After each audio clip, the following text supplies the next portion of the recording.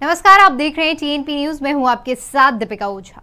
राजधानी दिल्ली के झंडेवालन मंदिर में गोवर्धन पूजा का भव्य आयोजन किया गया, जिसमें हजारों की संख्या में श्रद्धालुओं ने भगवान कृष्ण का पूजा अर्चना की।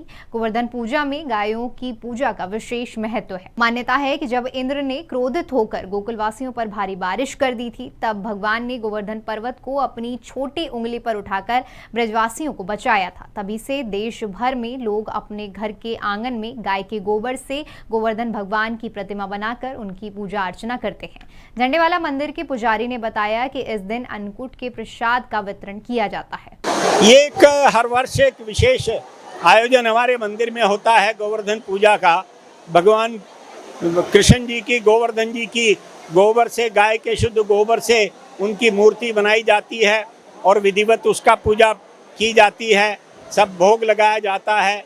जो पारंपरिक इसके लिए भोज बनता है वह मंदिर ने उसकी व्यवस्था की है। लगभग 2 से 2,500 भक्तों के लिए ये प्रसाद की वितरण की व्यवस्था की है।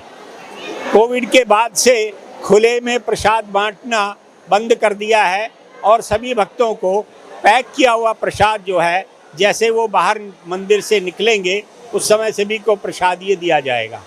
तो इस प्रकार से ये इसके पीछे एक धार्मिक तो उद्देश्य है ही।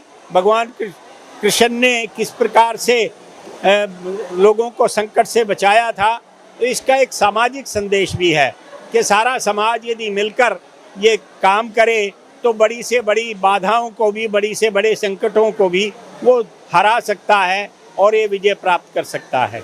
तो ये संदेश भी हम देने की यहाँ से कृपा वो करते हैं, व्यवस्था करते हैं और सब मिलजुल कर ये मनाते हैं।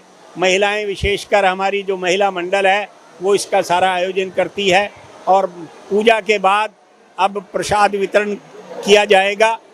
भक्त जैसे जैसे बाहर जाएंगे सबको प्रसाद की व्यवस्था है, वितरण भंडारे की व्यवस्था है। और आज ये गोवर्धन पूजा जो होती है इसका विशेष महत्व है।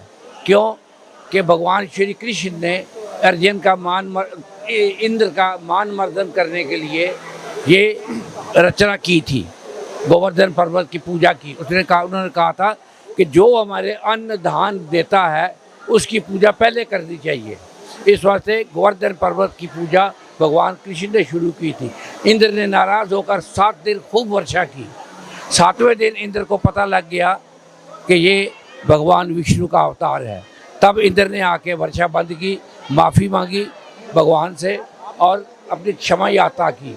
उस दिन से भगवान श्री कृष्ण के बाद से आज दिवाली के एक दिन पश्चात गोवर्धन पूजा होती है, अन्नकूट का भंडारा होता है। इस वक्त हम झंडेवालन माता मंदिर में है। यहाँ गोवर्धन पूजा का एक भव्य आयोजन जो चल रहा है और हम सीधे यहाँ के पुजारी जी से बात करते हैं। ये गोवर्धन पूजा पुजारी क्यों मनाया जाता है?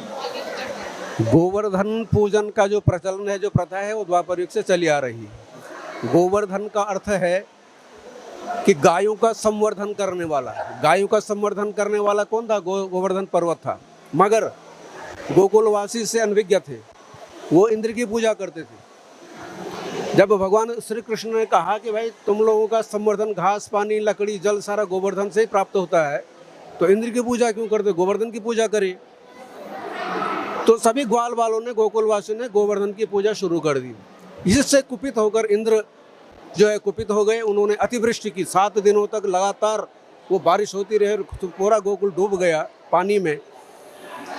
तब भगवान श्री कृष्ण ने गोवर्धन पर्वत को अपनी उंगली में उठाया और सारे ग्वाल वाल गायों को, गोकुलवासियों को उस पर्वत के नीचे खड़ा कर दिया। जब इंद्र का प्रकोप समाप्त हो गया, इंद्र ने देखा कि इन लोगों को कोई इसमें अंतर नहीं आया, तो इंद्र खुद जमीन पे आए। उन्होंने देखा कि ये कौन शक्ति है जो इनको बचा रही है। तो इंद्र ने देखा कि भगवान नारायण, स्वयं नारायण हैं और ये इनको बचा रहे हैं। तो इंद्र जो है भगवान के चरणों में गिर गए, उनसे क्षमा प्रार्थना की, हे भगवान, मुझे अभिमान हो गया था और अभिमानवश मैंने ये काम किया है, आप मुझे क्षमा कर दें। तो भगवान श्री कृष्ण ने इंद्र को क्षमा किया और उसके बाद तब से और आज तक जो है ब्रजवासी, गोकुलवासी गोवर्धन की ही पूजा करते आ रहे हैं। ये प्रथा चली आ रही है और आगे भी चलती रहेगी। इसमें एक अन्नकूट आता है। जो भंडारा अन्नकूट का था। अन्नकूट का अर्थ है, कूट माने होता है समूह, सभी अन्नों का समूह, सभी अन्नों को एक ही बर्तन में पकाना और वो जो प्रसाद के रूप में वितरण करना। तो गोकुल वासियों ने वही किया। सारा जो भी उनके यहाँ अन्न होता था, अनाज होता था, पकाया, भगवान का भोग लगाया और सब ग्वाल वालों ने, गोकुल वासियों ने उसको प्रसाद के रूप में वितरित किया।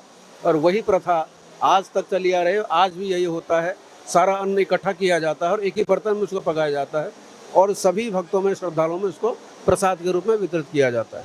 तो हम बात करें कि लोग कहते हैं कि मौसमी फल या किस चीज़ का भोग लगता है गोवर्धन जी को, इसको लेकर? गोवर्धन जी को मगर अन्नकूट का भोग लगता है।